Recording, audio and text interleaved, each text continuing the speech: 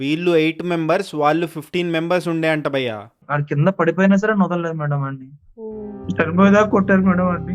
Hi guys, Goa is in danger. Goa is the danger. గోవాకి visitors, tourist చాలా తగ్గిపోయారంట మున్పటితో compare చేస్తే. చాలా మంది వేరే వేరే కంట్రీస్కి వెళ్ళడానికి ప్రిఫర్ చేస్తున్నారు, ఎందుకంటే అక్కడ సెక్యూరిటీ, సేఫ్టీ, లేకపోతే అక్కడ హాస్పిటాలిటీ అవన్నీ బాగున్నాయంట.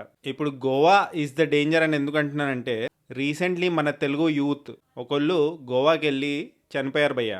హోటల్ మేనేజ్మెంట్ ఎవరైతే ఉన్నారో, బీచ్ కి ఆనుకునే ఒక రెస్టారెంట్ ఉంటది, ఆ రెస్టారెంట్ వాళ్ళు కొట్టి చంపేశారు ఆయన్ని. తాడేపల్లిగూడెంకి సంబంధించిన యూత్. ఆయన హైదరాబాద్ లో వర్క్ చేస్తాడంట. ఆయన ఇంకా 8 మంది కలిసి గోవాకి వెళ్ళారు భయ్య 31st ఈవినింగ్ అక్కడ సెలబ్రేట్ చేసుకుందామని. కానీ ఫుడ్ విషయంలో ఏదో గొడవ జరిగి 30th నైట్, 31st నైట్ కూడా కాదు, ఆయనని చంపేశారు కర్రలతో కొట్టి. ఈ ఇన్సిడెంట్ జరిగి అప్రాక్సిమేట్లీ 7 days అవుతుంది భయ్య.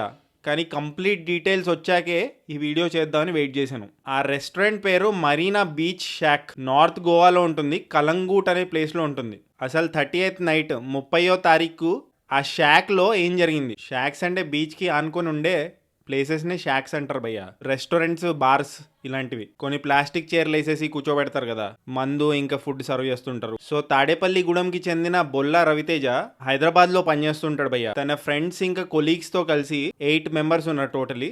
వాళ్ళతో కలిసి గోవాకి వెళ్ళాడు. దాంట్లో 5 అబ్బాయిలు ఇంకా 3 అమ్మాయిలు ఉన్నారు. సో వాళ్ళు అఫ్ కోర్స్ 31st నైట్ అక్కడ సెలబ్రేట్ చేసుకుందాం అని వెళ్ళారు. కానీ 30th నైట్ 30వ తారీఖు మరీనా బీచ్ షాక్కి వెళ్ళారు భయ్య. 31st మార్నింగ్ అయిపోయింది భయ్య.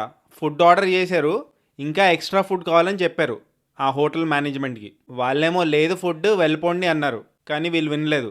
మాకు ఫుడ్ కావాలంటే ఎక్స్ట్రా పే చేస్తామని అన్నారు. ఇదంతా వెయిటర్తో చెప్తున్నారు భయ్య. మీ ఓనర్ని పిలువు, ఆయనతో మాట్లాడతామని చెప్పి వీళ్ళు అన్నారు. ఓనర్ వాళ్ళ కొడుకు వచ్చాడు, మాట పెరిగింది, రచ్చ స్టార్ట్ అయింది. ఆర్గ్యుమెంట్ నడుస్తుంది భయ్య. ఈ ఆర్గ్యుమెంట్ అంతా 3 అమ్మాయిలు రికార్డ్ చేస్తున్నారు వాళ్ళ ఫోన్స్లో. ఇది చూసిన షాక్ మేనేజ్మెంట్ వాళ్ళు, అదే రెస్టారెంట్ మేనేజ్మెంట్ వాళ్ళు, వాళ్ళని ఆపడానికి వెళ్ళారు రికార్డ్ చేస్తుంటే. ఇది చూసిన బొల్లా రవితేజ అమ్మాయిల్ని కాపాడడానికి వెళ్తే పట్టుమని తలకాయ మీద కొట్టాడంట ఆ హోటల్ ఓనర్ వాళ్ళ కొడుకు. ఆయన ఎంత ఫోర్స్ తో కొట్టాడంటే ఒకటే దెబ్బకి కింద పడిపోయాడంట రవితేజ. ఆ దెబ్బ తర్వాత లేవలేకపోయాడు. పెద్ద పెద్ద కర్రలతో కొట్టారు. పడిపోయిన తర్వాత కూడా కొట్టారు. కట్టలతోనే కాదు, కాళ్ళతో కూడా కొట్టారు, కడుపులో, డిఫరెంట్ పార్ట్స్ ఆఫ్ ద బాడీలో. ఆడు కింద పడిపోయినా సరే వదలలేదు మేడం అండి. చనిపోయేదాకా కొట్టారు మేడం అండి. వీళ్ళు 8 మెంబర్స్, వాళ్ళు 15 మెంబర్స్ ఉండే అంట భయ్య. రవితేజ స్పృహ కోల్పోయి పడిపోయాడు, లేవలేని సిచ్యువేషన్ లో ఉన్నాడు. సో ఆయనని లేపుకెళ్లి బయటికి తీసుకెళ్దాం అనుకున్నారు. యూజువలీ 5 minutes పడుతుందంట బీచ్ నుంచి రోడ్ మీదకి వెళ్ళడానికి. కానీ వాళ్ళ ఫ్రెండ్స్ కి ½ an hour పట్టిందంట భయ్య హాస్పిటల్ దాకా తీసుకెళ్ళడానికి. హాస్పిటల్ కి తీసుకెళ్లిన తర్వాత ఒక ½ an hour ముందు తీసుకొచ్చుంటే ఏమన్నా చేసేవాళ్ళం. సారీ, హీస్ డెడ్ అని డాక్టర్స్ చెప్పారు. రవితేజ యాక్చువల్లీ తాడేపల్లిగూడెం నుంచి హైదరాబాద్ వచ్చాడు బ్లడ్ డొనేట్ చేయడానికి, వాళ్ళ అంకుల్కి ఆపరేషన్ ఉంటే. కానీ సడన్ చేంజ్ ఆఫ్ ప్లాన్స్, ఆయన గోవాకి వచ్చాడు 31st నైట్ సెలబ్రేట్ చేసుకుందామని. అన్ఫార్చునేట్లీ ఇలా జరిగింది. 31st ఎర్లీ మార్నింగ్ 6 o'clockకి రవితేజ వాళ్ళ బ్రదర్కి ఈ న్యూస్ తెలిసింది. 31st మార్నింగ్ 10 o'clock వరకు వాళ్ళ ఇంటి పరిసరాల్లో అందరికీ తెలిసిపోయిందంట ఇలాంటి అన్ఫార్చునేట్ ఇన్సిడెంట్ జరిగిందని, ఎక్సెప్ట్ రవితేజ వాళ్ళ పేరెంట్స్కి. ఫస్ట్ మార్నింగ్ వరకు కూడా తెలియదంట భయ్య వాళ్ళ మదర్ ఇంకా ఫాదర్కి. చెప్తే ఎక్కడ కంగారు పడతారని చెప్పి వాళ్ళ బ్రదర్ చెప్పలేదంట. వాళ్ళని ఇంట్లోనే లాక్ చేస్తాడంట ఈ న్యూస్ తెలియకుండా. తర్వాత రవితేజ బాడీ ఇంటికి వచ్చిన తర్వాత తెలిసిందంట భయ్య. రవితేజ వాళ్ళ ఫాదర్ ఒక లారీ మెకానిక్. ఆ గోవా రెస్టారెంట్ ఓనర్ పరారీలో ఉన్నాడు. వాళ్ళ కొడుకుని అరెస్ట్ చేశారు.